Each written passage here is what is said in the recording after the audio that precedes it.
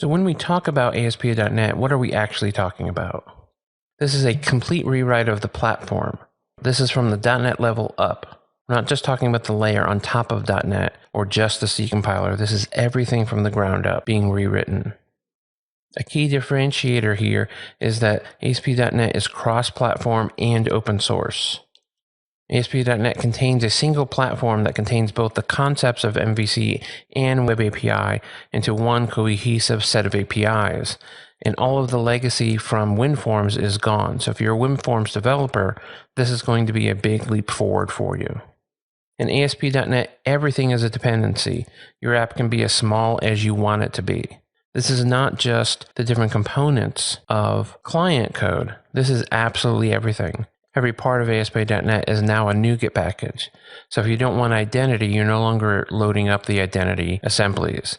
If you don't want self-hosting, you're no longer loading up those assemblies. We're not talking about loading up the entire .NET framework and then just using the parts you need. Everything is a dependency inside of ASP.NET. Because of this, we can have a very small memory footprint compared with what we were doing in ASP.NET Form before. And ASP.NET allows you to do what we're calling multiple deployment support. Primarily what this means is that you can deploy just your bits if you want. And what we mean by this is you can deploy it to cloud scenarios like Azure, AWS, etc. You can certainly still host it in IaaS if that's where your company is most comfortable in dealing with it. You can also self-host it, which is just executing it directly from the command line. All of these scenarios are fully supported in ASP.NET. Let's see how this is sort of composed. So let's start by looking at where ASP.NET 5 can be hosted. It can be hosted both on Windows and on OS X or Linux. So we're talking about true cross-platform support. ASP.NET goes across that, and it's going to include all the different pieces you'll need to write web applications. MVC 6, Entity Framework, the Identity Subsystem, etc. All of that is under the banner of ASP.NET 5. ASP.NET 5 can sit on top of the existing CLR that we all know about. The .NET 4.6 CLR is perfectly fine with hosting this. In the traditional scenarios where you're already using IaaS, you're already running Windows boxes, this is likely what you're going to do. But there's also a new version of .NET called the .NET Core.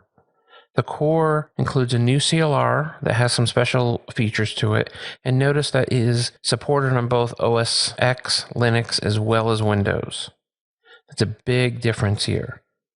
In addition, ASP.NET can also run on top of Mono. So if you already have an investment in using Mono in Linux and OS X, you'll be able to leverage ASP.NET on top of that framework as well.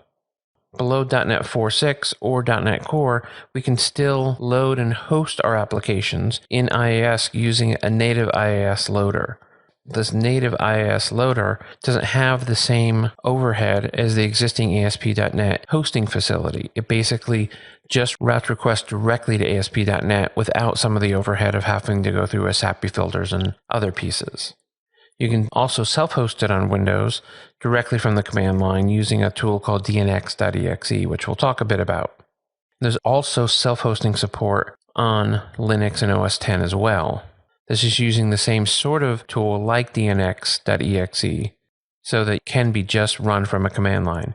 These self-hosted solutions should be familiar to those of you who are watching this course that have looked at Node, because Node in itself is also running on top of basically a self-hosting system.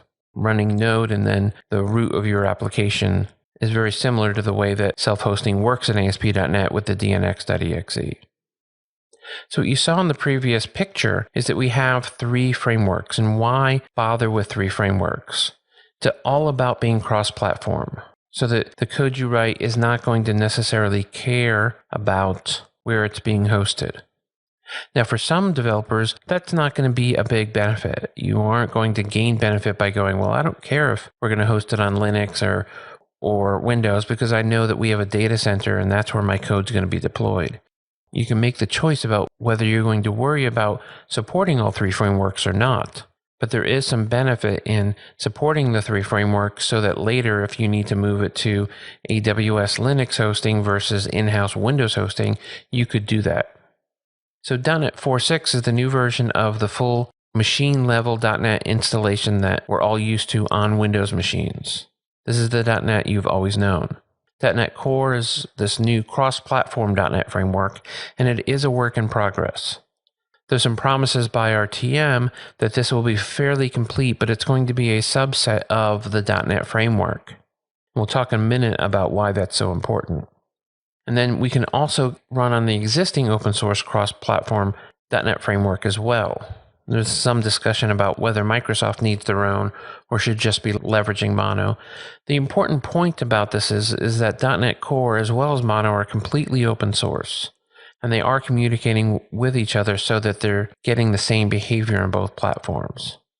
.NET Core is meant to be as small as possible, and in some cases will have a lower memory footprint than Mono.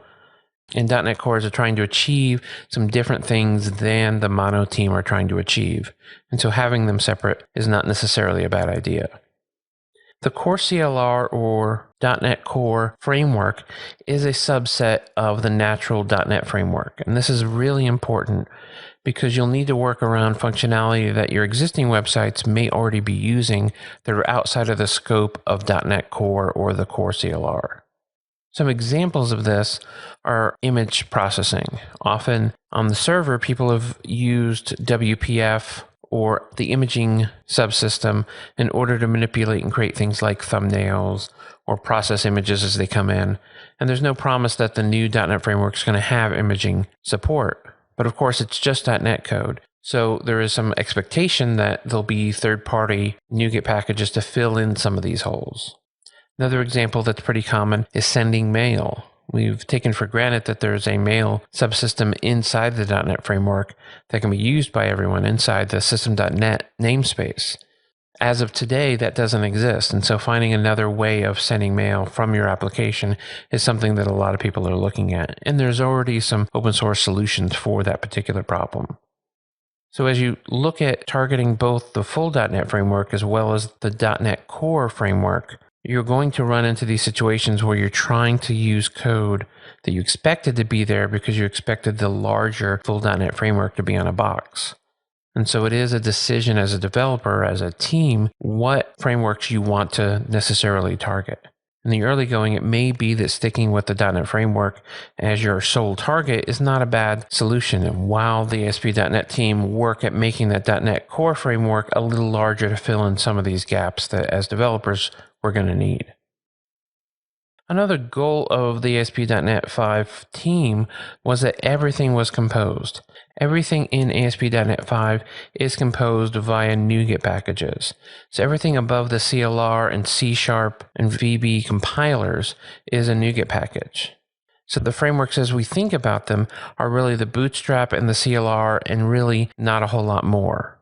They're the code that knows how to load up an application and get it started, and then the CLR to actually manage the execution of that code. Everything else is going to be a NuGet package.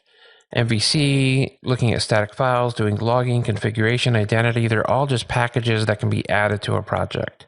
So as you talk about creating thicker or thinner applications, you can make decisions about what to include in your project. And during this course, you're going to see us make some of those decisions, add the packages as we need them, or maybe even remove them as we don't need them. Everything in ASP.NET is optional, and this was really important as a philosophy on the ASP.NET team. There are cases where you're still going to have cascading dependencies, of course. Not everything is an island to its own, but wherever possible, everything inside the ASP.NET framework is optional. Another piece that's going to be important as we build this application is to understand how much the ASP.NET 5 team has tried to embrace open web development.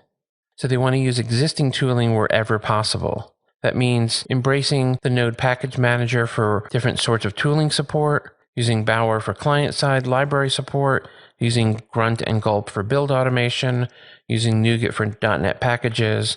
None of this is required. None of it you have to opt into, but you're going to see that a lot of the default project types are going to be using a lot of these tools, some of them that you're going to be very familiar with, things like Gulp and Grunt and maybe Bower, and some you might not be as familiar with, like NPM. So let's dive into our first little taste of where this .NET framework lives and what it actually means for us.